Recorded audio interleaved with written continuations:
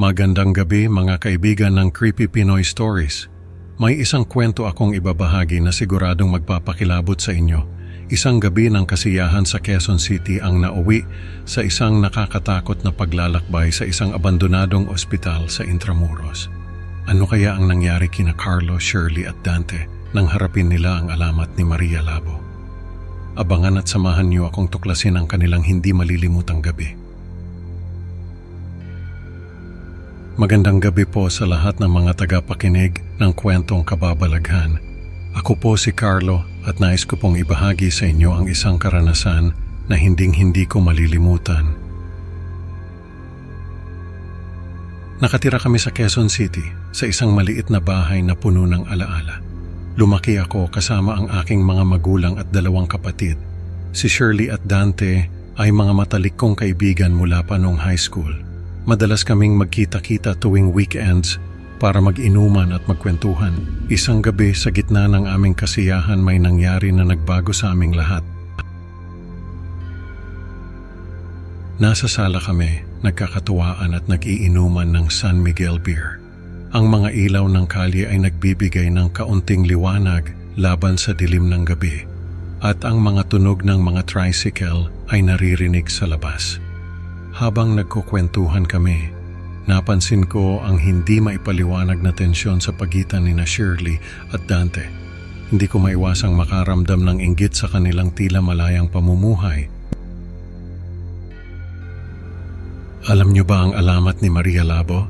Tanong ni Shirley habang nagbubukas ng bagong bote ng beer. Sabi nila nagmumulto siya sa isang abandonadong ospital sa Intramuros. Grabe, nakakatakot naman yan, sabi ko, pero hindi ko maiwasang makinig ng mabuti. Habang nagkukwentuhan pa kami, naramdaman ko ang kakaibang kilabot. Hindi ko maipaliwanag pero parang may malamig na hangin na dumaan sa likuran ko. Nagpatuloy kami sa pag-inom, ngunit ang kwento ni Shirley ay nagiwan ng takot sa akin. Madilim na ang paligid at ang mga ilaw sa bahay ay nagbigay lamang ng kaunting liwanag. Naririnig ang mga kuliglig sa labas at ang bawat sulok ay nagtatago ng mga aninong tila may sariling buhay. Biglang dumating si Dante, may hawak na lumang stethoscope. Si Maria Labo, sigaw niya habang kinikiskis ang stethoscope sa bintana. Nagulat kami at nagtawanan, pero naramdaman ko ang kakaibang takot na bumalot sa akin. Loko ka talaga, Dante, sabi ni Shirley habang tumatawa. Pero nakita ko sa kanyang mga mata na may konting takot din siyang nararamdaman. Bakit hindi natin subukang hanapin si Maria Labo sa ospital? Hamon ni Dante habang nagbubukas ng isa pang bote ng beer. Game kayo? Tanong niya at kahit nag-aalangan napilit din kaming pumayag dahil sa impluwensya ng alak. Nagpasya kaming magtungo sa Intramuros. Habang naglalakad kami, naririnig ko ang mga yabag ng aming mga paa sa kalsada at ang kaba at pananabik ay naghalo sa aking dibdib. Sa wakas, narating namin ang abandonadong ospital. Ang mga pader ay puno ng lumot at ang mga bintana ay basag. Ang katahimikan ng lugar ay nakakapangilabot. Teka, sigurado ba tayo dito? Tanong ni Shirley, halatang kinakabahan. Maria Labo, lumabas ka, sigaw ni Dante habang tumatawa. Ang kanyang boses ay nag-echo sa loob ng ospital at ang malamig na hangin ay dumaan sa amin. Huwag kang maingay, baka may makarinig sa atin, sabi ko. Ngunit sa totoo lang, natatakot din ako sa maaaring lumabas. Tama na, Dante, saway ko, ngunit patuloy siya sa kakulitan. Biglang may humatak kay Dante. Napasigaw siya at natumba ako sa sahig.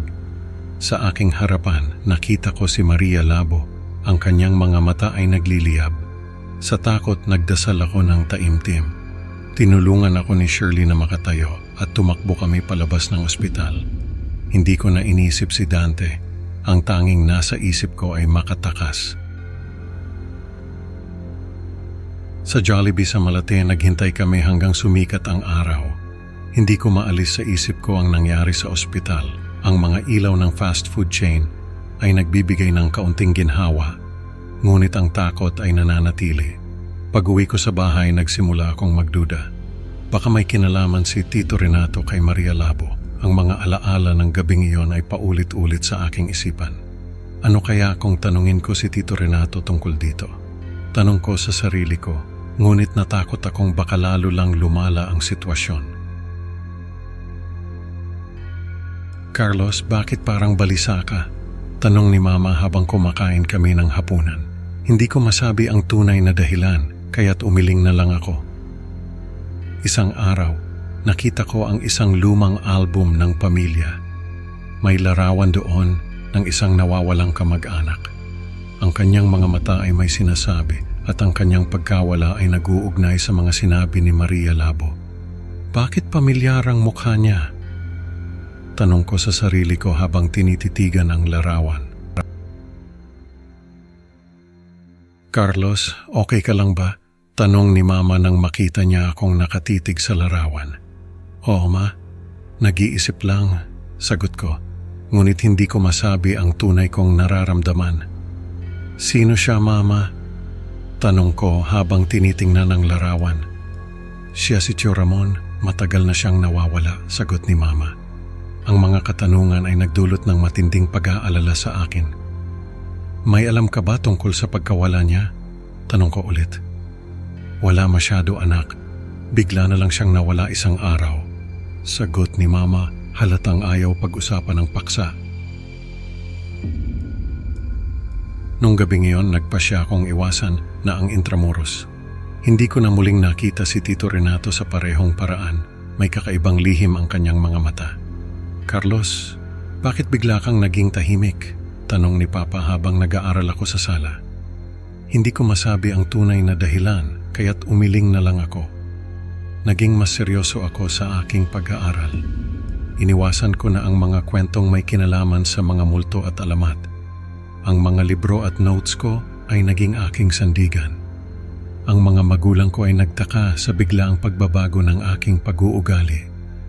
Pero hindi ko na kayang ipaliwanag ang mga nangyari. Ang tanging alam ko ay kailangan kong magpatuloy. Sa huli, nagtagumpay ako sa aking mga klase. Ang mga gabi ng pag-aaral at pagsisikap ay nagbunga ng magagandang grado. Pero ang gabing iyon sa Intramuros kasama si Maria Labo ay mananatiling nakaukit sa aking alaala. Hindi ko makalimutan ang takot at ang mga tanong na naiwan. Si Shirley at Dante ay naging mas malapit sa akin matapos ang karanasang iyon. Ang aming relasyon ay lumalim at natutunan naming pahalagahan ang bawat isa.